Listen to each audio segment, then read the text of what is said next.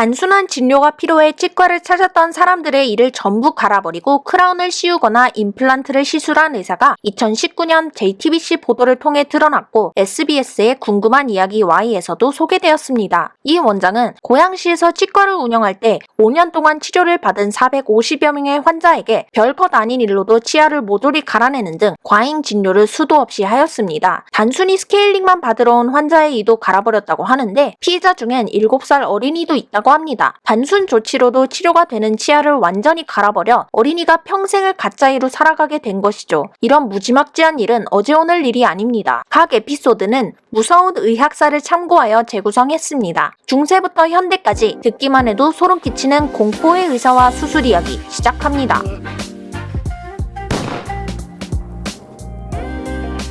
작은 병원이 있는 마을은 그나마 간단한 진료를 받을 수 있지만 큰 수술이 필요하면 먼 길을 운전해 도시로 나가야 합니다. 과거엔 이런 일이 훨씬 많았죠. 게다가 외과 수술은 의사를 전적으로 믿어야 하는데 믿을 만한 의사도 많지 않았습니다. 그러다 보니 유럽 의사들은 19세기까지도 자신의 몸에 문제가 생긴 경우 스스로 수술하는 경우가 종종 있었습니다. 특히 요로결석은 엄청난 고통을 동반하는데 배나 허리가 찢어질 듯이 아프다고 하죠. 1600년대 프랑스 근위대 의사였던 말디니는 결석이 생기자 고통을 참지 못해 자신의 회음부를 절개하여 쏟아진 소변 속에 결석이 있는 걸 확인하고는 절개 부위를 실로 봉합하고 곧바로 잠에 빠져들었다고 합니다. 결석으로 생긴 고통을 감내하기보다 스스로 절개해서라도 꺼내는 게 더 나았다고 판단한 모양입니다. 한 영국 상인은 어렸을 때 회음부에 깊은 상처를 입었던 적이 있었는데 결석이 생기자 이 부위를 조금만 열면 결석이 나올 거라 생각했습니다. 그러나 막상 칼을 대니 너무 아파서 의사를 불렀다고 합니다. 의사가 상처를 살펴보고 다시 결석을 꺼낼 집게를 가지러 간 사이 소변과 결석이 쏟아져 나왔는데요. 이때 나온 결석이 무려 410g에 길이는 27cm였다고 합니다. 둥글게 뭉친다면 주먹 정도 크기가 되겠네요. 이 밖에도 도저히 상상할 수 없는 끔찍한 사건도 있었습니다. 1886년 밀라노 병원 신문에 실린 이야기입니다. 한 하녀가 임신 사실을 숨기다가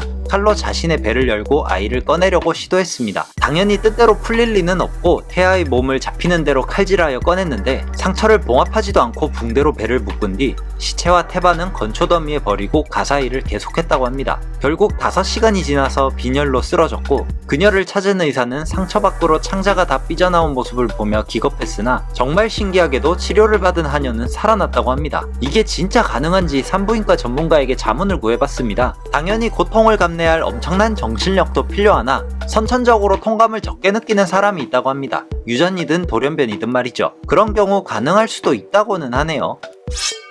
마취 약물이 본격적으로 사용되기 시작한 1800년대 중반 이전에는 수술은 그야말로 공포 그 자체였습니다. 환자가 고통을 최대한 짧게 느껴야 했으니 수술 속도가 빠를수록 훌륭한 의사로 여겨졌죠. 게다가 위생과 소독의 중요성도 모르던 때라 수술 후 감염되어 폐혈증으로 사망하는 일이 비일비재했습니다. 수술 전 속도가 느린 의사에게 치료받는 환자는 공포를 느끼며 도망치기도 했으며 자살하는 환자도 있었을 정도죠. 이렇듯 1800년대 초 수술 도중이나 수술 이후 사망하는 환자는 무려 25%에 달했다고 합니다. 당연히 지금같이 정교한 수술은 절대 불가능했고 거의 대부분이 절단 수술이었죠. 빠른 수술로 유명한 의사 중 로버트 리스턴이란 사람이 있었습니다. 일반적인 사망률과는 달리 그의 환자는 10%만 사망했고 그의 빠른 손놀림이 인기가 많아 구경꾼도 많았습니다. 참고로 이때는 의사가 공개적으로 다른 의사나 사람들 앞에서 하나의 쇼처럼 수술을 진행하곤 했었습니다. 리스턴도 마찬가지였는데 그의 빠른 손놀림 때문에 오히려 큰 일을 저지르게 됩니다. 조수가 환자의 다리를 고정하고 리스턴이 다리를 절단할 때 실수로 조수의 손가락까지 잘라버렸고 수술 도구를 바꾸다가 관중의 옷을 베어버립니다.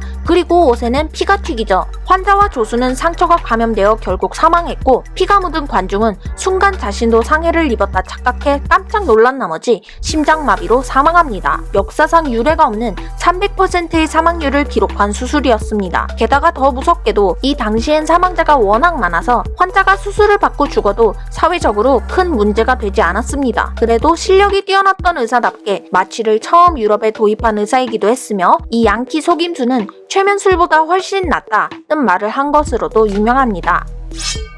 여러분이 수술을 앞두고 있는데 담당 집도의가 치매에 걸렸다는 사실을 알게 된다면 어떤 기분일까요? 1900년대 초중반, 그러니까 2차 세계대전쯤이죠. 그때 활약한 베를린의 샤리테 병원 교수이자 외과의사 페르디난트 자우어부르흐는 여러가지 큰 업적을 남긴 사람입니다. 근대 흉부 외과학을 확립한 사람이라는 평도 받습니다. 그러나 그는 어느 날인가부터 수술 중 이상행동을 보이기 시작합니다. 동맥을 묶어둔 집게를 갑자기 푸는 바람에 출혈로 환자가 사망하는가 하면 건드리지 않아도 되는 멀쩡한 혈관을 지혈한답시고 묶는 등 실수를 자꾸 저질렀죠. 심지어 젊은 의사들은 그가 저지른 실수를 되돌리느라 진땀을 뺐고 환자에게는 수술을 되도록 다른 의사에게 맡기를 권했으나 자우어부르흐의 평판이 워낙 높아서 환자들은 의사를 바꾸지 않았다고 합니다. 하루는 장암에 걸린 한 소년의 장에서 종양을 제거하는 수술을 집도했습니다. 워낙 악성이어서 당시로는 환자가 죽어도 이상하지 않을 상태였다고 하죠. 그러나 수술은 잘 끝났고 자우어부르흐가 마무리만 잘했다면 이 소년은 살았을 겁니다. 그는 절제했던 소년의 끊어진 장을 이어 붙이지 않고 따로따로 봉합했습니다. 당연히 치명적인 문제가 생길 수밖에 없었고